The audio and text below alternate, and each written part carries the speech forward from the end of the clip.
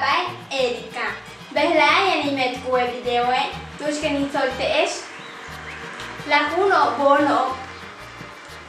O sin solikte esh yani wesikte esh. Etu hilo linchuy. Estoy muy contenta de recibirlos en este nuevo video. Hoy les voy a enseñar 10 colores en maya. Este es el color rosado. En maya es sakchak. Otra vez, sakchak. Este es el color gris. En maya es sak-ek. Repito otra vez, sak-ek.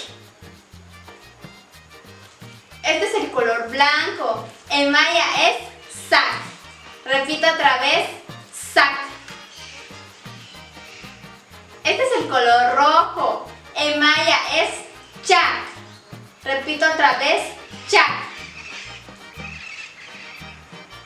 Este es el color amarillo.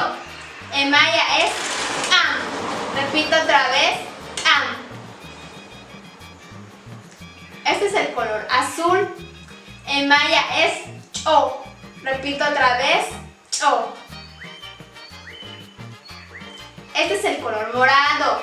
En maya es chakpuken. Repito otra vez, chakpuken.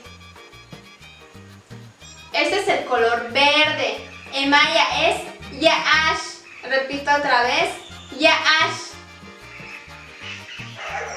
Este es el color naranja. En maya es chakkam. Repito otra vez, chakkam. Y por último, el color negro. En maya es bosh. Repito otra vez, bosh. Achki makimo uchin mansikte es bishukaba o ichmaya. Impate kikakase shan samale o samutubutesh. Estos fueron los 10 colores en maya. Espero que les haya gustado el video y lo puedan practicar en su vida diaria. Kanan tabaesh tuwekin. Cuídense, nos vemos otro día.